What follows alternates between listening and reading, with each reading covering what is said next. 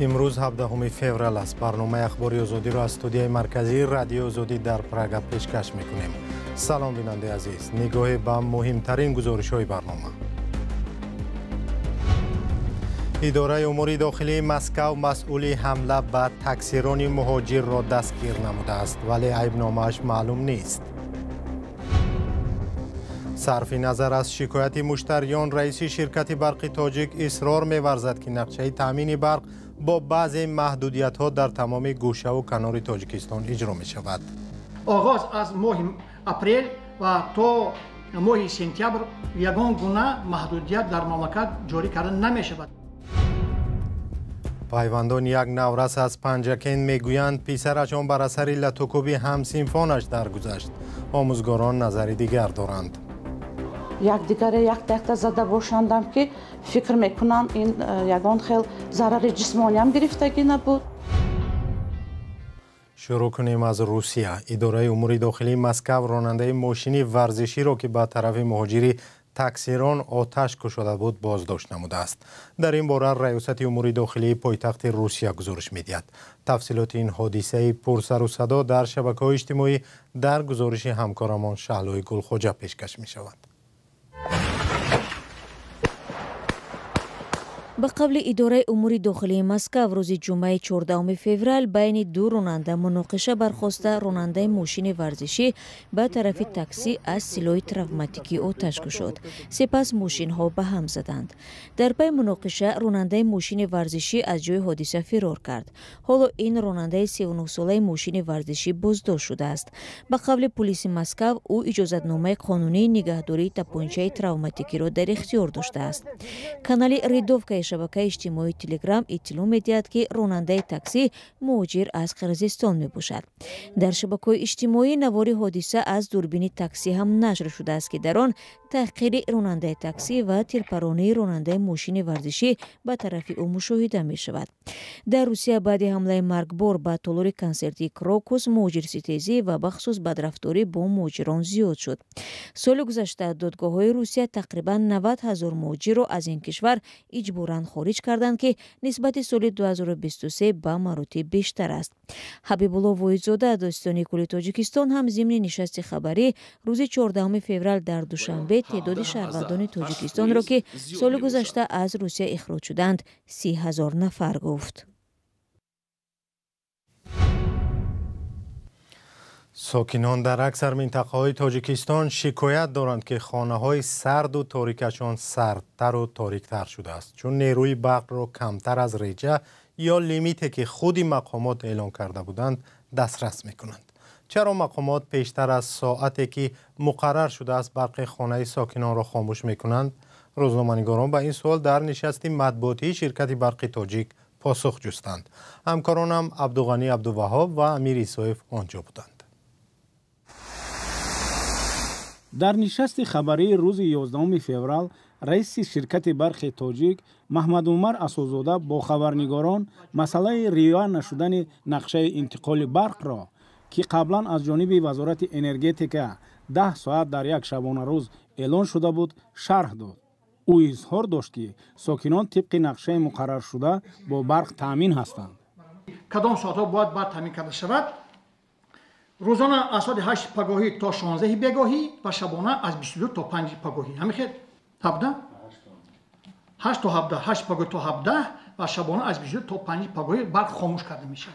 دیگر ساعت‌ها استفاده برای با برق تامین هستند. خبرنگاران همچنین پرسیدند که در حالی که استحصال برق در کشور افزایش یافته، تلفات و صادرات آن کم شده است، چرا مردم همانا با مشکل نارسایی برق روبرو هستند؟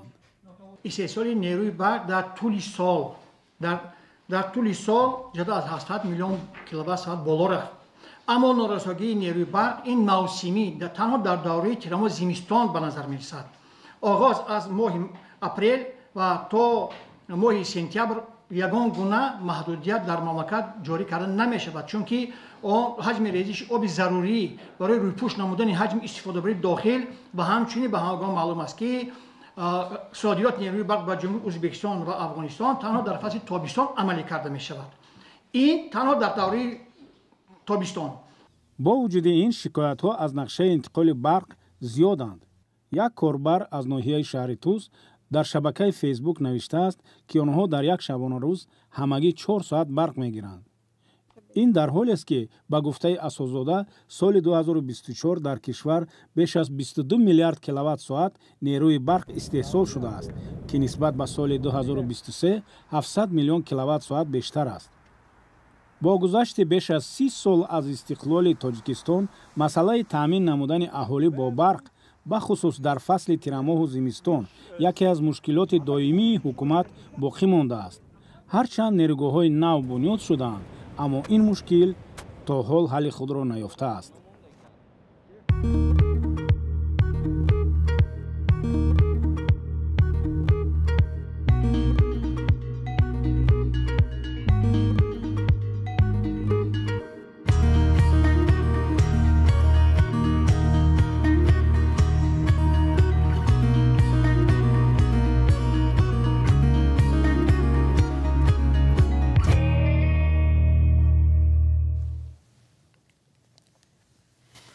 در مرگ یک نوروز در پنجکین نزدیکانش همسینفانی او را گناهکار می‌دانند. پیوندان امام علی صمدوف میگویند او از سوی همسینفانش لطوکوب شد و پس از این بیمار شده از دنیا درگذشت.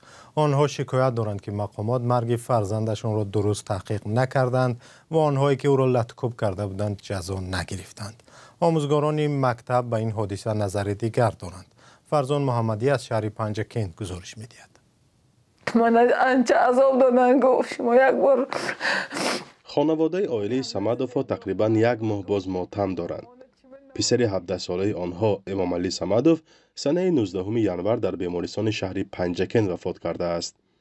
پدر و مادرش میگویند تشخیص پوره طبی را نگرفتند ولی سبب مرگ فرزندشان را در لطوکوب همسینفانش میدانند. ای آچه من زدم بهش کردن دیگه اگه چه نمیدونم چند کس زد کی زد هیچ چه نمیدونم بهشنم یک وقت بعدی چند وقت باش آمده خستم گفت رفته دست رو من در آب خونه کشیده با گشت سیف در آمدم گفت. حادثه به گفته پیوندان امام علی و آموزگارانش در اولی ماه دکبر سال 2024 رخ داده است. مادر امام علی میگوید اول فرزندش از شرم حادثه را نگفته فقط از درد سر و دل بی‌حضوری شکایت میکند. بعد فاش شدن حادثه او را به معاینه میبرند. همون مغزی سرش تکان خوردگی همین نادرست دلش حرکت کرده است قوت بچه نمیرسد گفته شما باید این همین بیمارخانه حتما خوابانید گفته از سببی که همون چه وقت دست و پول نبود مجبور من پگیش گشته گرفته آمدم بچه بدی. آموزگاران مکتب رقم 1 شهر پنجکین جای داشتن مناقشه را بین مکتب بچگان تصدیق میکنند ولی سبب مرگ امام علی صمدوف را در دیگر چیز میدانند. با این وجود از سوی مأموریت معارف و مدیر مکتب راهبر صنف و روانشناس سرزنش تعیین کردند. یکدیگر یک دقیقه زده باشندم که فکر میکنم این یگان خیل ضرر جسمانی هم گرفتگی نبود یگان خیل ضربی زدن هم در یگان جای وای ما احساس نکردیم. امام علی تقریبا 20 روز در بیمارخانه شهری بستری شده و بعداً فوتیده است. پیوندانش از تشخیص طبیبان محلی ناراضی‌اند و به گفته آنها با این راه عاملان حادثه را پنهان میکنند. اوچم چند جاها رفتم میلیسه ها هیچی نگفتن همه نمیدونم پول قطی دادم چیکاری کردم تمام دیگه هیچی نپرسید دروغ بر دروغ چی براورن خون سفید دو چیز براورن آدم خون سفید در پاچه راست نمیستد اکام تا مرگش در پاش راست بود. پیوندان امام علی برای تحقیق مرگ فرزندشان به نهادهای قدرتی و حفظ حقوق انسان مراجعت کردند ولی به گفتهشان تا حال جواب دلخواه نگرفتند. آنها در مرگ فرزندشان چند همسینفش را گناهکار می‌دانند. دادستان منطقه در نامه جوابی نوشته است که حالت به پرگی بررسی کرده می شود. مقصد اساسی من این که حقیقت روی آب آید زیرا که فرزند من لطوکوب شده است زر خورده است از دنیا گذشته است. مرگ نورسان و طالب علمان در مکتب‌های تاجیکستان حادثه نو نیست. سال گذشته نیز به ادعای والدینش یک نورس 10 ساله در مکتب شهر وحدت لطوکوب شده و سپس فوتیده است. مقامات رسمی در این باره تفصیلات پوره نمی‌دهد و تقدیر سببگاران حادثه چی شده است نامعلوم می‌ماند. فرزان محمدی، رادیو آزادی، شهری پنجکین.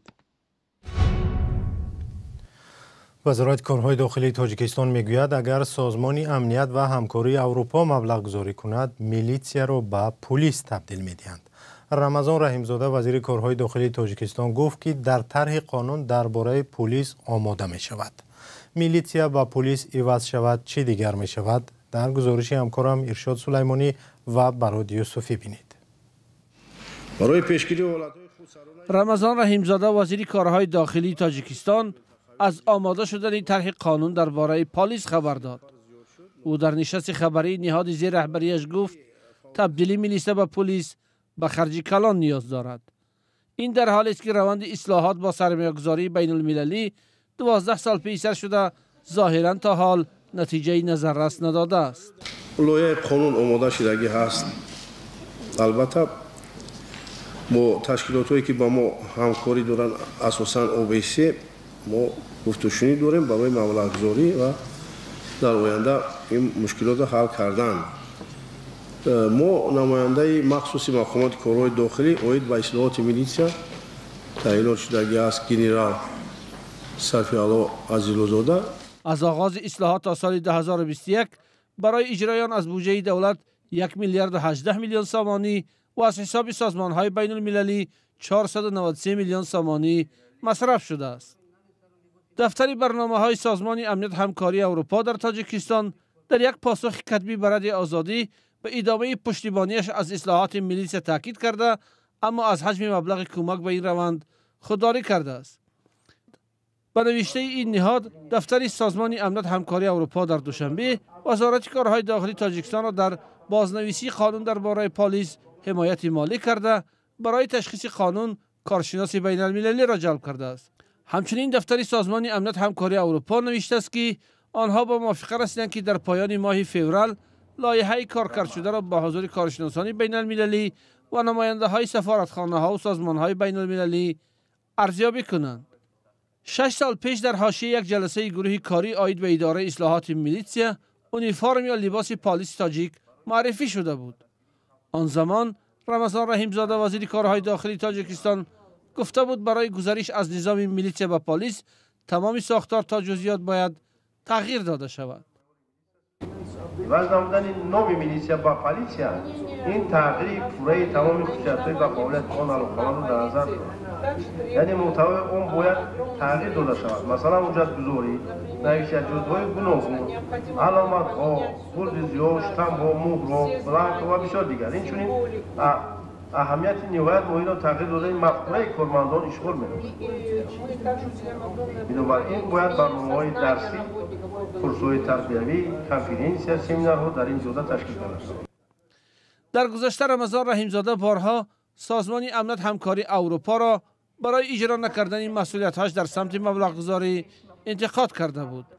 اما دفتر برنامه‌های سازمان امنیت همکاری اروپا در دوشنبه گفته بود این موضوع را شرح نمی‌دهد. در سال 2021 یک برنامه دیگری 5 ساله اصلاحات میلیسیا آغاز شده بود و ادامه دارد، اما تا حال میلیسیا یا پلیس نشده است.